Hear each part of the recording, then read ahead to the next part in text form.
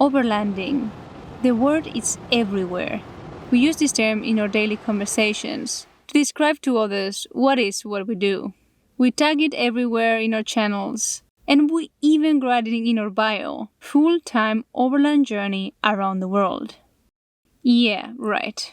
After 580 days on the road, driving through several continents, one thing became crystal clear. We got overlanding entirely wrong.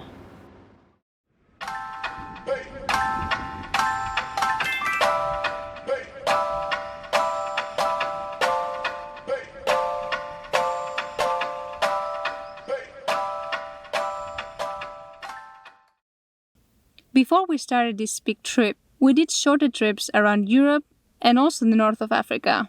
As we embarked in this long-term journey around the world, we thought we would be doing the same, just for a longer period of time. And by doing the same, I mean this thing called overlanding.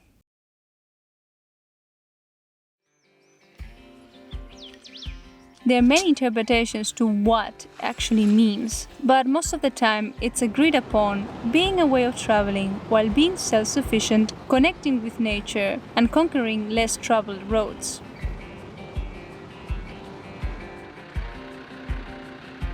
Everything is about the process, the journey, rather than the destination. We kind of tick the boxes, right? Then why does it feel like it's not enough?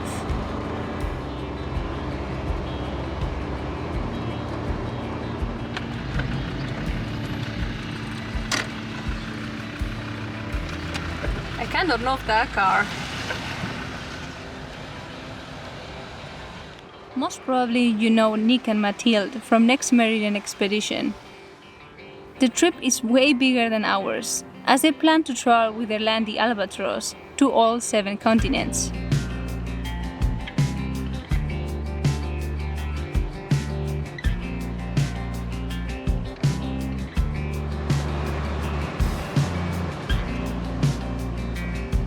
We will stay here for tonight. There is a pool down there. We thought that we could drive a bit more down, but it's not possible. So we'll stay here.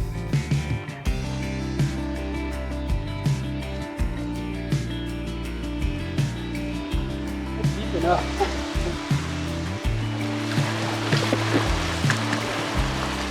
Is it warm or cold? No!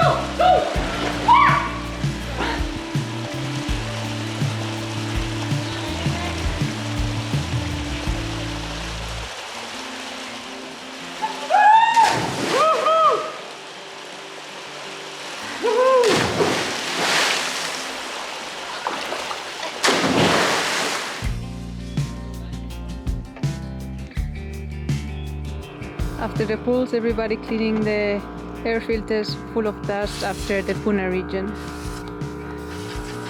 And it was not sealing completely good, and we have dust everywhere.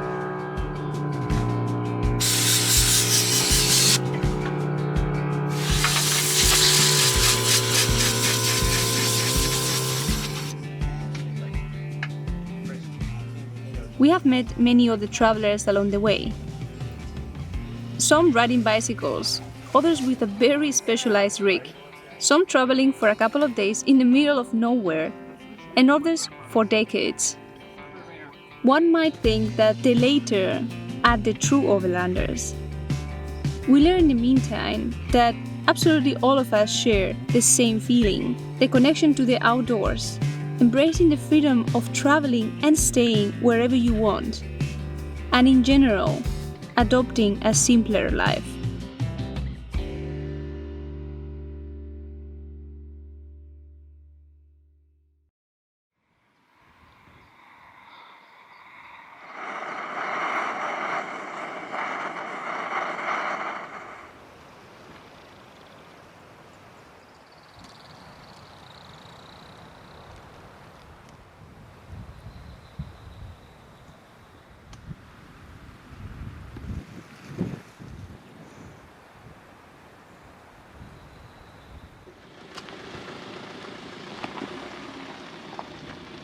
They're going to Talampaya National Park.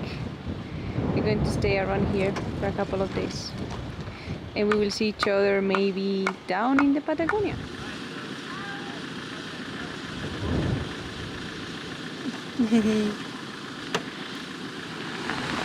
Bye. Bye.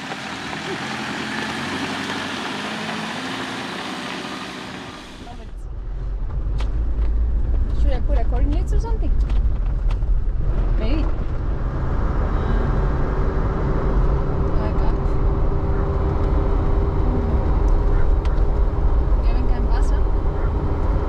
In order to be able to overland and get to remote places, one actually needs to not overland.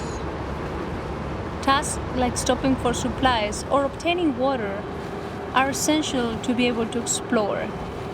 And we tend, at least in the past, to include this as part of overlanding. The reality is that they are just that, shopping and getting water. And this is the key to the most important lesson we have learned in the past months. We thought we could get some water at the petrol station, but they don't do it until 6 because they stop it. So we have some ice cream instead.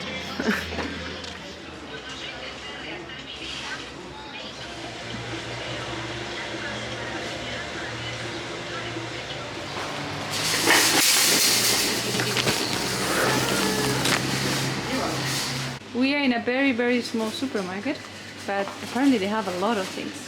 I love these things they have in Argentina. You can scan the product so you know the price yourself. Why?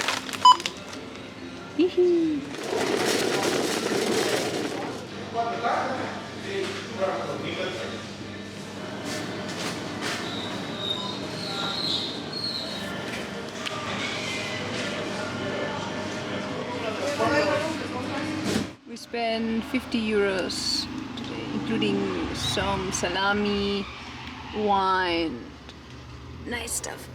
Milanese. No, Karsten is with all the food back there. Yep.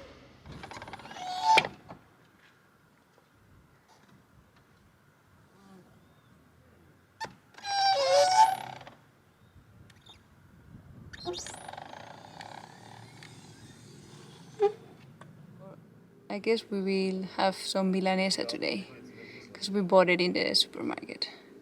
Schnitzel, let's say. Kai has been talking about it since days. He nearly eats milanesa every day in Argentina. He loves it.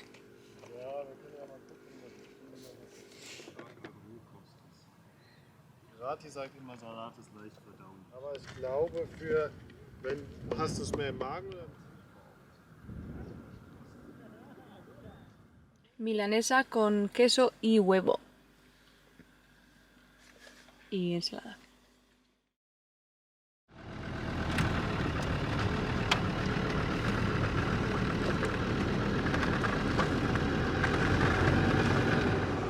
After traveling long term, overlanding is just one thing in the trip. We got this wrong for a long time. We thought that we would be overlanding full time. But the reality is that nothing is full time in life.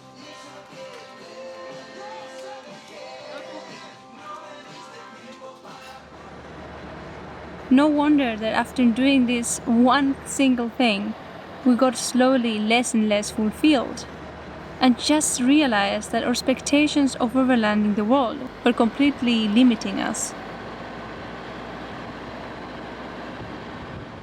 Yes, we love to go to remote places, take off the beaten path, and camp in epic locations.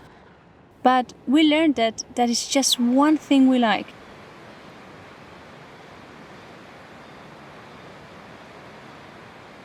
We made it to Rodeo, which is super famous for its kiting, and we are going to make a kite course for beginners, because we always looked at those kiters and thought, yeah, let's try it, but it's super expensive all over the world, except for Argentina and except for here in Rodeo, and that's why we're going to try it. But for kiting you need wind, and wind is something I don't really like, and here it's windy all the time.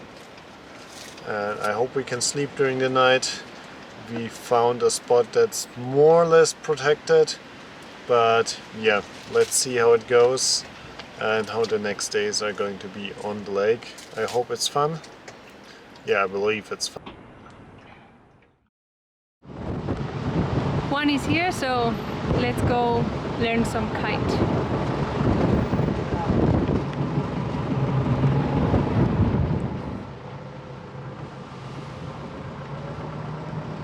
When we lived in Germany and Spain, we never had one thing only. We explored many different interests and enjoy a variety of activities. As we started the trip, we kind of neglected this and thought overlanding would be enough. And for several months it can be so. But it became clearer as the time passed that we had to introduce many other things to our life on the road.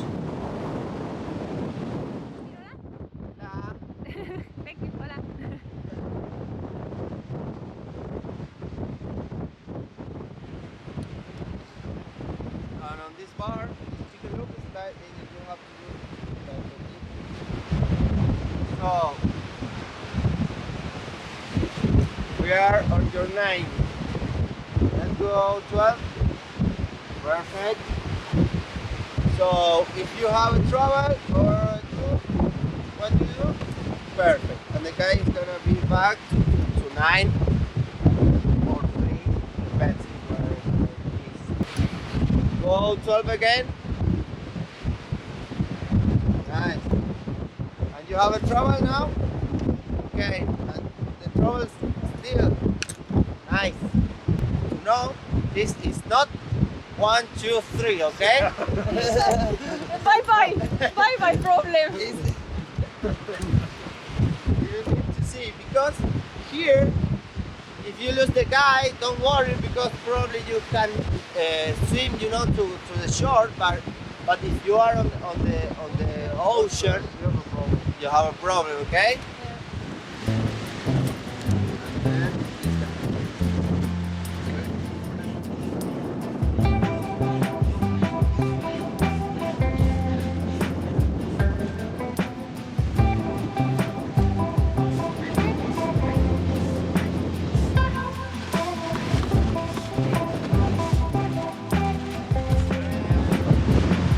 And now it's back.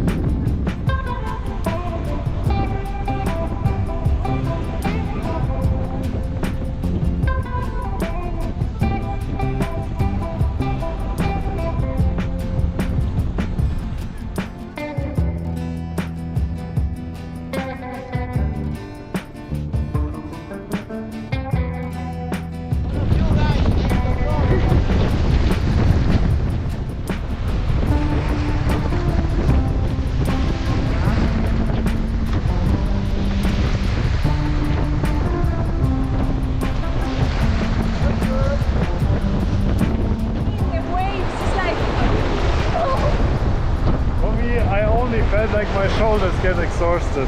Yeah. That and I have like a lot of pressure here. And Yeah, then it's too tight. And I feel the food for today.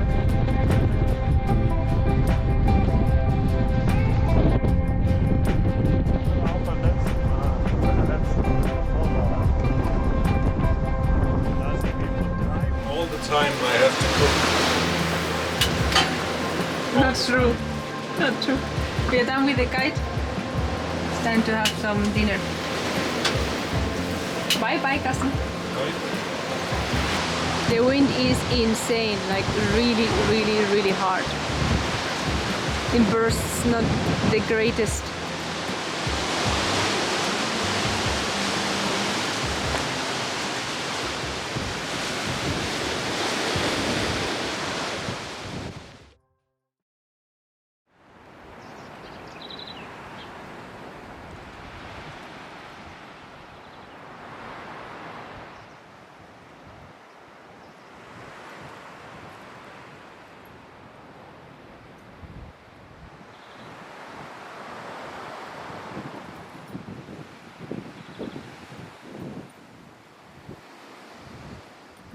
We're staying at a small barn camping area in Playa La Maral. It's great because we have exactly what we need, so bathrooms, showers, and then a place to put the tent. And we are just in front of the reservoir, which is amazing.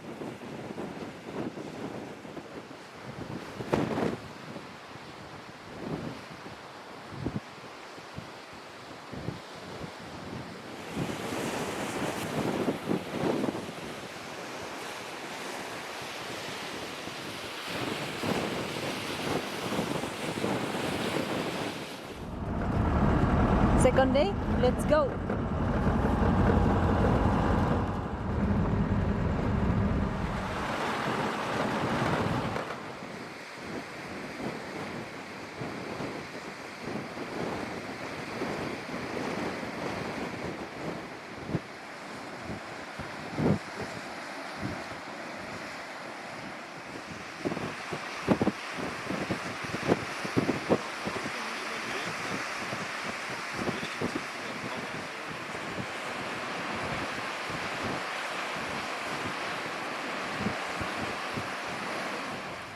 I'm back from the second day. It was really great to feel the progress, even if it's just like small in but yeah, so body dragging, then with the board, then controlling the board on your feet with the sail at the same time, and then trying to start as well. It was great, but the water is freezing cold and then the wind is getting stronger, so it would be difficult for Kai and Carsten after me. But yeah, now they're going in and let's see how they do.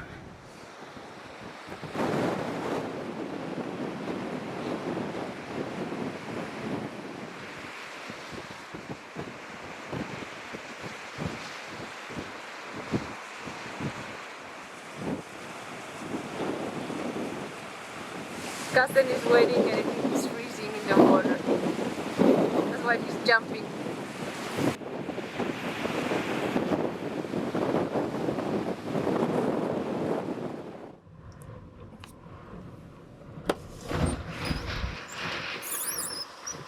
And? Yeah, warm? The hat is amazing. Yeah, but you cannot hear anything what he said.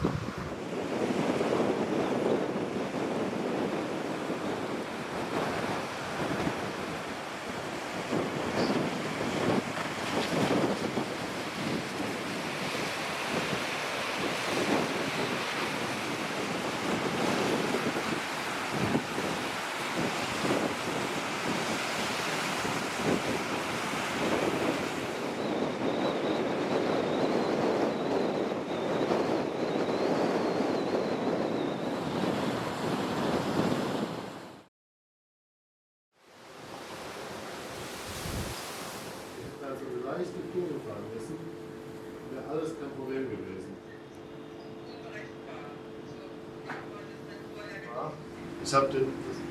Wir waren am Anfang vom Weg und ich habe das Ende gesehen.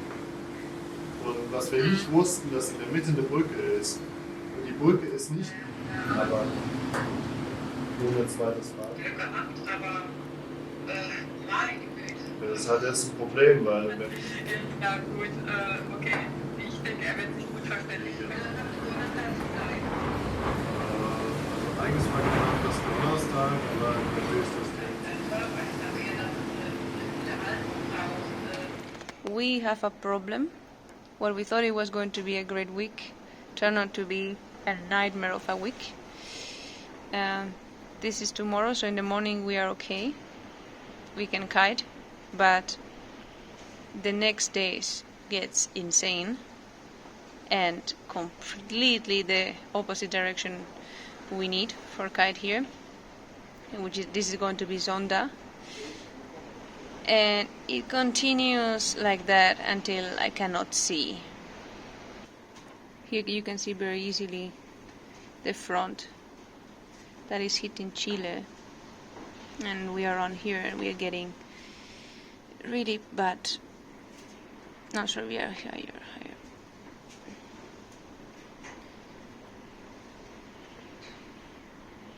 around here. Really bad wind.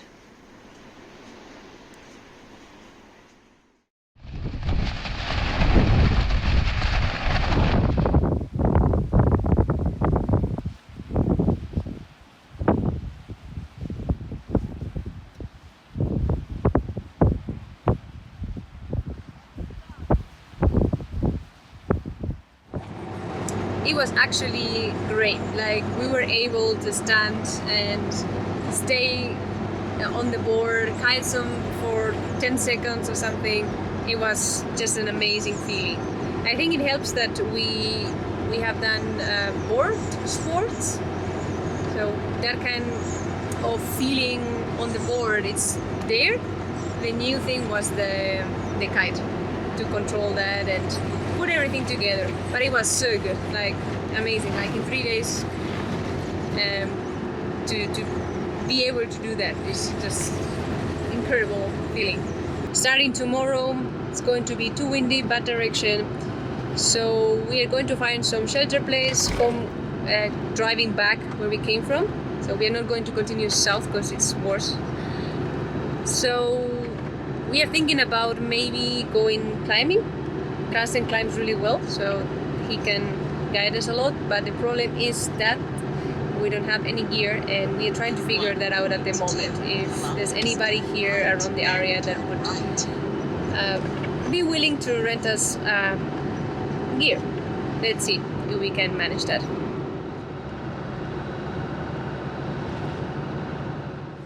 I feel my door moving with the gusts. After researching online and also talking to Juan, we drove to San Jose de Hachal.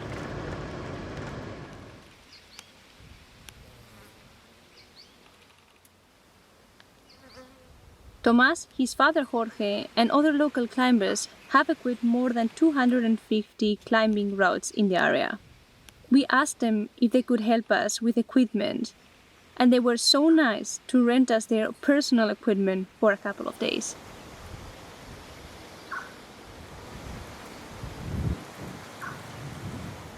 Carsten is checking the gear before we start climbing and testing it in the field.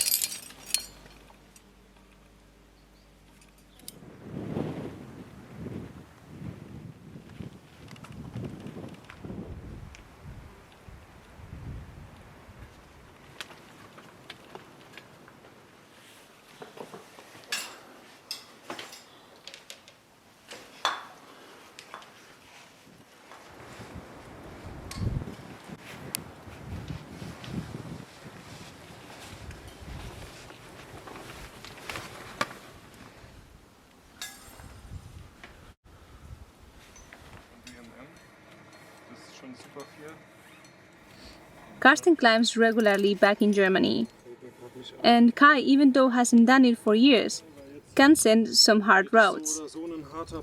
In my case, I'm a complete newbie.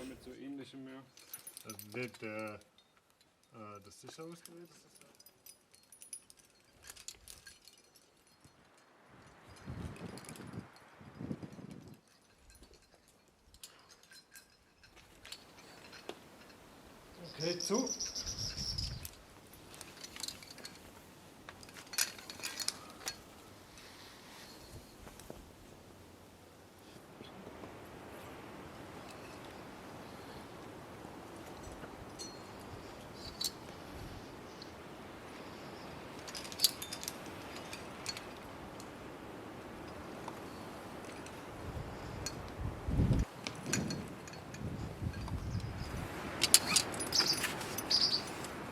Ist zu.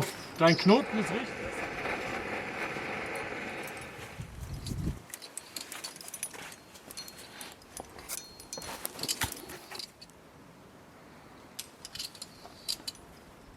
Hit this wall.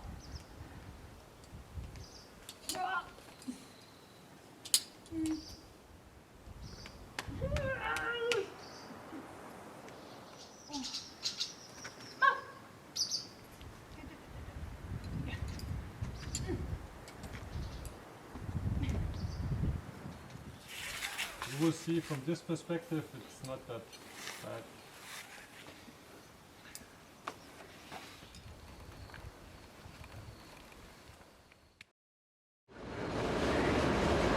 Moving our bodies is something that goes pretty much against overlanding. As overlanding focuses on the journey rather than the destination, it is usual to spend way too many hours sitting on the car.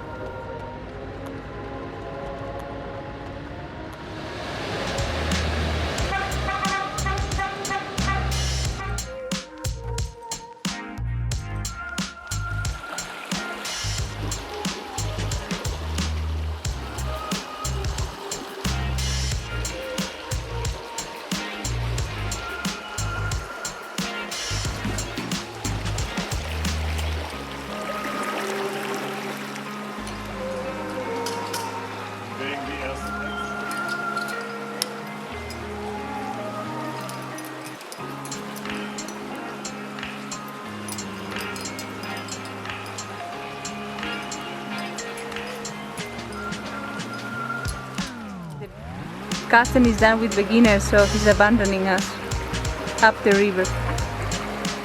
No worries, we have mate.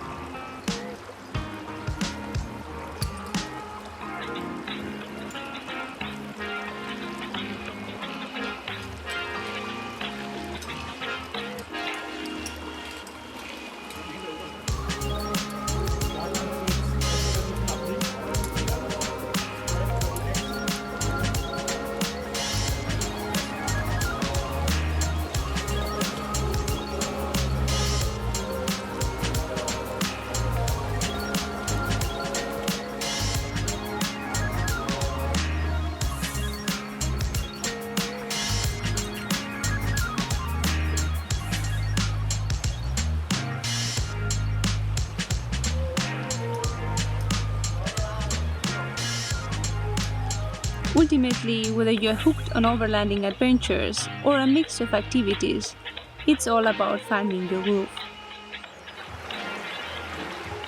And while some in this planet might breathe for doing just one thing in life, most of us kind of need variety. Thank you so much for watching. If you want to share your thoughts about this topic, feel free to leave those in the comment section. See you around. Until then, enjoy the ride.